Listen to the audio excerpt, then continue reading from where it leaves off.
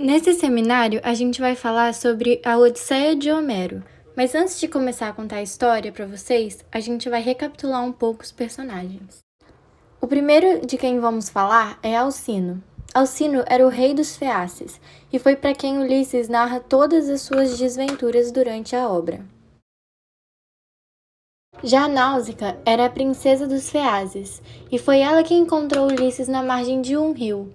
De primeira, ela se assusta com a presença dele, mas depois ela fica com pena e decide ajudá-lo a entrar na cidade e no palácio de seus pais.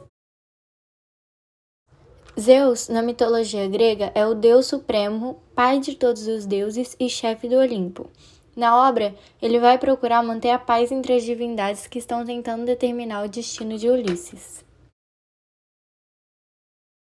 Ulisses é o personagem principal da obra, um herói pouco convencional que tenta solucionar os problemas através da lógica e da retórica, não através da violência. Apesar de todas as dificuldades, revela um espírito resiliente e nunca desiste de reencontrar a sua família. Penélope é a esposa de Ulisses, que fica responsável por governar Ítaca e criar Telêmaco durante a ausência do marido. Quando todos assumem que ficou viúva, dezenas de pretendentes invadem o seu palácio na esperança de casar com ela. Penélope inventa um esquema para enganar a todos e manter a fidelidade ao marido. Já Telêmaco é o filho de Penélope e Ulisses, que era apenas uma criança quando o pai partiu. Vendo o palácio invadido pelos pretendentes da mãe, parte em busca de notícias do pai e amadurece ao longo da narrativa, guiado pela deusa Atena. Na mitologia, é filha de Zeus, deus da sabedoria, da justiça e da estratégia, defensora de Ulisses até o final. Acha que ele merece regressar a Ítaca e ajuda o herói e seu filho durante toda a aventura.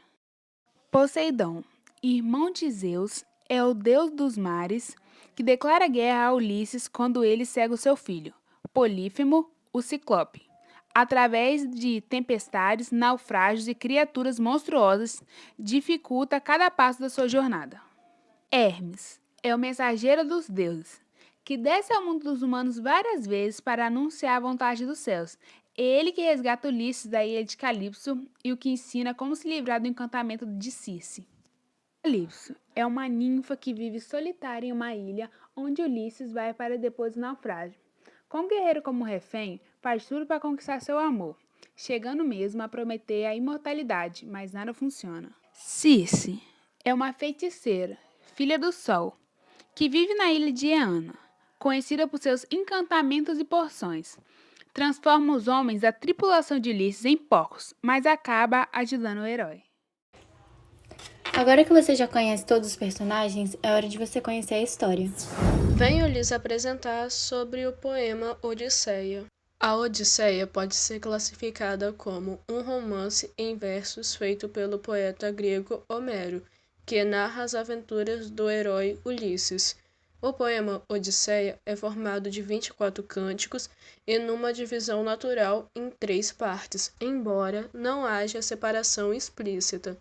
Elas contam as peripécias vividas por um dos personagens principais, Odisseu, mas na tradução para o latim adota o nome de Ulisses. A origem da Odisseia. A suposta teoria sobre a origem da Odisseia sustenta que o poema foi mantido e transmitido oralmente durante os séculos, uma vez que Homero nunca escreveu o poema, pois, na época de sua provável existência, a escrita não chegara à Grécia, mas quando se é perguntado sobre a origem do poema, todos o atribuem a Homero. Vamos à história. A Guerra de Troia havia terminado e os gregos que participaram dela começaram a voltar para suas casas.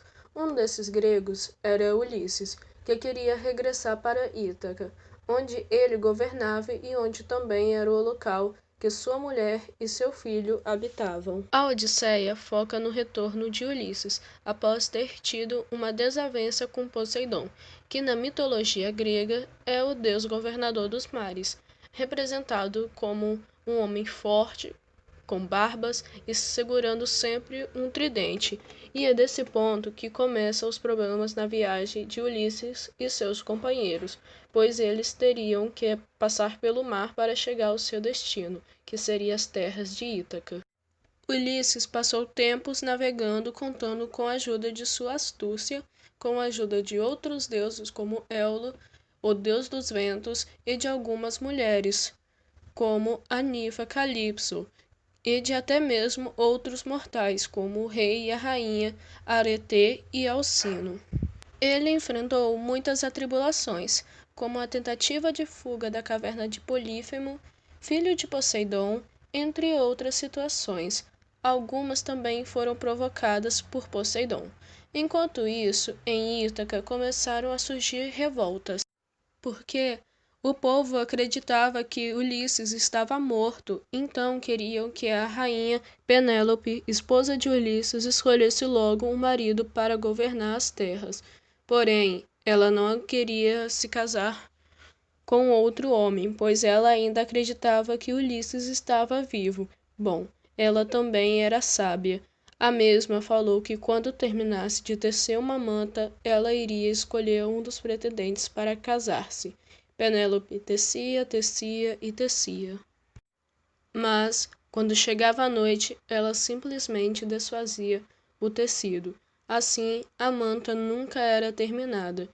Isso durou um bom tempo. Logo depois, ela tentou usar outras artimanhas para enrolar seus pretendentes, até a chegada de seu marido. Ao fim dessa grandiosa história, nosso herói consegue chegar ao seu lar e obtém a proteção de Atenas, voltando a governar Ítaca, onde ficou muito famoso pelos teus atos sábios, pela sua bravura e pelo teu amor a Penélope e sua família. Grandes foram os impactos da Odisseia para a filosofia e para a literatura, não só da época, como nos dias atuais, né? Uma delas foi a aproximação dos deuses com os homens no movimento de racionalização do indivíduo, e isso na filosofia, que acaba impactando na literatura, né? Como a própria obra relata, Odisseu é um personagem da mitologia grega totalmente humano, ao contrário de Atena e Poseidon, que são citados nessa obra. Apesar dele, né, tá na mitologia e tudo mais, mas ele é diferente dos deuses. Ele é apenas um rei da ilha de Ítaca que vai para a guerra de Troia e, como já foi citado, a Odisseia é a volta dele para sua terra natal. E se estabelece essa relação, né? Outra foi a concretização dos pensamentos mitológicos por meio da literatura, ou seja, Homero relatou com seus pensamentos ricos em detalhes e cheios de sentimentos e emoções, além da imaginação, história propriamente ditas, mitológicas, a veracidade dos fatos daquela época, porque eles acreditavam em muitas lendas e muitas histórias, então, só que elas não eram concretas. Isso também tem muita relação do tópico anterior, que é essa aproximação de deuses com os humanos, né? Que como eles acreditavam, eles estavam sempre repetindo aquelas coisas das histórias que já foram contadas na mitologia grega. E um fato interessante, né, é que essa obra, por ser uma obra clássica, ela nunca morre. Ela está sempre trazendo um pensamento novo, uma lição, enfim. E outra foi a forte influência em outras obras. Outras obras acabaram se embasando, na verdade, na Odisseia, por ela ser uma grande obra da literatura ocidental. Depois de Ilíada, também de Homero, a associação do termo Odisseia a uma longa viagem, não só no português, como em outros idiomas, influenciou em obras como Eneida, de Virgílio, que relata a saga de um troiano que é salvo pelos gregos no período da Guerra de Troia, que viaja pelo Mediterrâneo até chegar à Península Itálica. Os Lusíadas, de Luís de Camões, onde a principal ação é a descoberta do caminho marítimo até a Índia por Vasco da Gama, à volta da qual vão se descrevendo outros episódios da história portuguesa, glorificando seu povo. E Ulisses, de James Joyce, que é baseado em Odisseia, reformulando a Odisseia de Homero, engrossando a viagem de Odisseu pelo mundo helênico na volta para casa, após a Guerra de Troia, a ilha na qual ele era rei, a chamada Ítaca. Entre outras, esses foram alguns dos impactos, mas é lógico, é óbvio que existem muitos impactos, principalmente por ter sido uma grande obra, né? Podemos tirar do livro Odisseia de Homero. Ulisses, na sua volta para casa, assim como toda sua jornada, teve que enfrentar situações difíceis e desafiadoras. Uma delas foi o episódio no qual ele naufraga perto de uma ilha e é levado pela deusa Calipso até a sua própria ilha.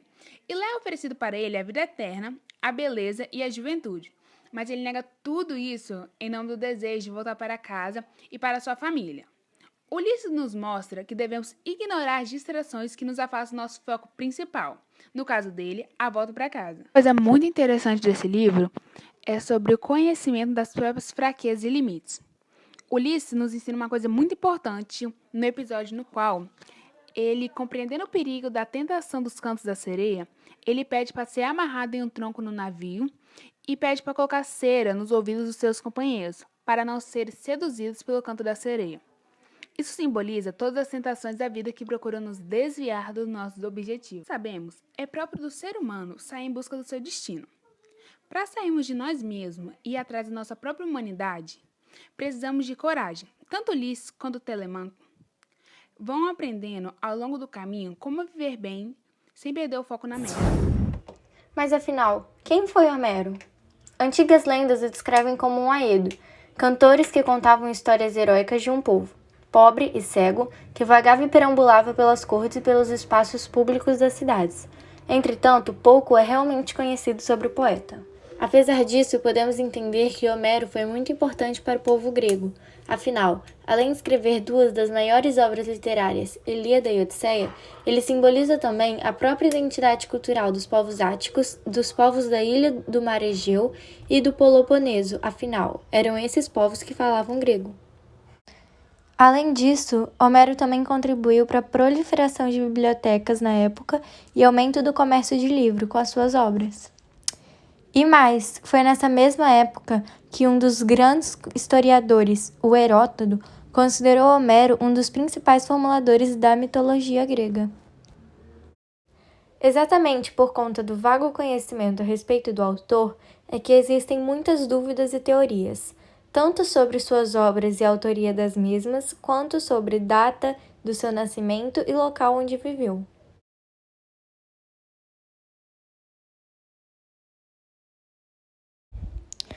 Quanto ao nascimento de Homero, algumas pessoas acreditam que ele havia nascido no século 8 a.C., época do renascimento da escrita na Grécia. Já em relação às teorias que dizem a respeito da autoria de Homero nas obras, temos 3. A primeira é que, de fato, Homero é o autor das duas obras. A segunda teoria é que apenas Ilíada pertencia a Homero. Para Zenão e Helânico, 2 separatistas da época, era impossível ambas as obras serem do mesmo autor. Afinal, Ilíada é 2 séculos mais nova que a Odisseia. A terceira teoria é que Homero havia escrito as duas obras, mas ele havia escrito de uma forma reduzida, que para elas serem o que são hoje, artistas posteriormente adicionaram textos. Essa teoria é muito mais bem aceita pelos estudiosos da época. Existe ainda mais uma teoria muito polêmica que diz que, na verdade, Homero foi um personagem fictício, criado para representar a reunião de Aedos na época. Era como um símbolo para essa reunião e para o povo grego. Mas quanto a isso, não há conclusões, até porque, até hoje, os pesquisadores não entraram em um consenso a respeito da existência ou não de Homero. O que realmente se sabe são pequenos detalhes e curiosidades, como que, se realmente Homero foi um aedo, ele provavelmente contava suas histórias em pé, e a partir delas ele trazia memórias de guerra e vitórias para que as pessoas gregas não esquecessem. Enfim, isso foi um pouco da história de quem foi Homero, de onde viveu, o que escreveu e algumas teorias sobre ele.